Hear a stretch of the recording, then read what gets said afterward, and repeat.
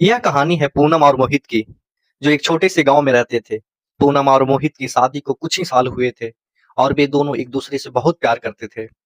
पूनम का स्वभाव बहुत ही शांत और सहनशील था, जबकि मोहित थोड़ा तुनक मिजाज और अपने काम में बहुत व्यस्त रहने वाला इंसान था। शादी के शुरुआती दिनों में मोहित पूनम के लिए बहुत ध्यान रखता था। वह उसे हर छोटी बड़ी खुशी देने की कोशिश करता था। दोनों के बीच प्यार और समझ की कोई कमी नहीं थी। पूनम भी मोहित के हर बात का ख्याल रखती थी और उसकी खुशियां में ही अपनी खुशी ढूंढ लेती थी।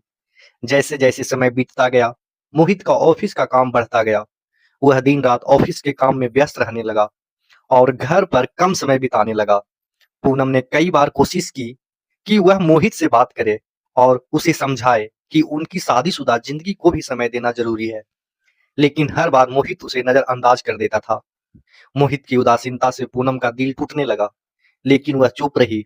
उसने सोचा कि समय के साथ सब कुछ ठीक हो जाएगा। वह हमेशा मोहित का इंतजार करती, लेकिन मोहित को उसकी परवाह नहीं थी। धीरे धीरे उनके बीच की दूरी बढ़ने लगी। एक दिन पूनम को अचानक बहुत तेज बुखार हुआ। उसने मोहित को फोन किया, लेकिन वह मीटिंग में व्यस्त था और फोन नहीं उठा पाया। पूनम ने सोचा कि मोहित के आने पर उसे डॉक्टर के पास ले जाएगा, लेकिन मोहित घर बहुत देर से लौटा और तब तक पूनम का बुखार बहुत बढ़ चुका था। अगले दिन मोहित ने पूनम को अस्पताल में भर्ती कराया। डॉक्टर ने बताया कि पूनम की हालत गंभीर है और उसे तत्काल इलाज की जरूरत है।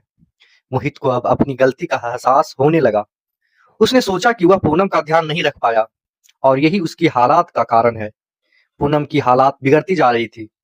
एक दिन उसने मोहित को बुलाया और कहा, मोहित, मैं जानती हूँ कि तुम बहुत व्यस्त रहते हो, लेकिन मैं तुमसे कुछ कहना चाहती हूँ।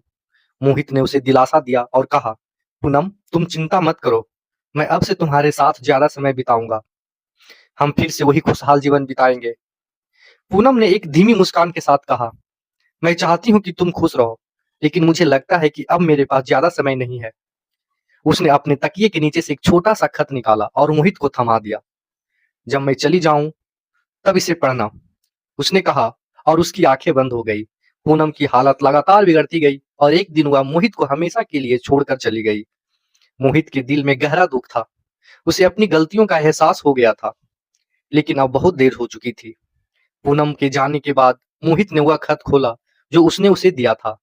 खत में लिखा था, प्रिय मोहित, जब तुम यह खत पढ़ रहे होंगे तब शायद मैं इस दुनिया में नहीं होऊंगा। मैं जानती हूँ कि तुम मुझे बहुत प्यार करते थे, लेकिन तुम्हारी व्यस्तता के कारण हम एक दूसरे से दूर हो गए हैं। मैं कभी भी तुमसे शिकायत नहीं करना चाहती थी, क्योंकि मैं जानती थी कि तुम अपने काम में कितने समर्पित हो।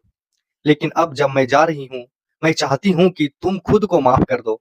हमारी जिंदगी छोटी है और मैं चाहती हूँ कि तुम मेरे जाने के बाद भी खुश रहो।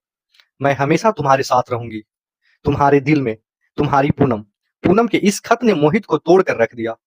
उसने महसूस किया कि उसने पूनम के साथ कितनी बड़ी नाइंसाफी की थी। उसने अपने काम में इतना डुबा दिया था कि पूनम के दर्द को महसूस नहीं कर पाया।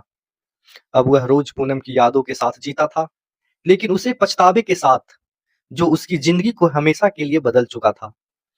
कहानी का अंत यह सिखाता है कि रिश्तों में समय और समझ का महत्व कितना होता है। प्यार में अगर एक दूसरे का ध्यान नहीं रखा जाए तो रिश्तों में दरार आ जाती है। इसलिए जीवन में अपने प्रियजनों को समय दें और उन्हें महसूस कराएं कि वे आपके लिए कितने महत्वपूर्ण हैं। अगर मेरी कहानी अच्छा लगा हो तो आप मेरे चैनल को सब्सक्राइब करें और लाइक करें। सो धन्यवाद।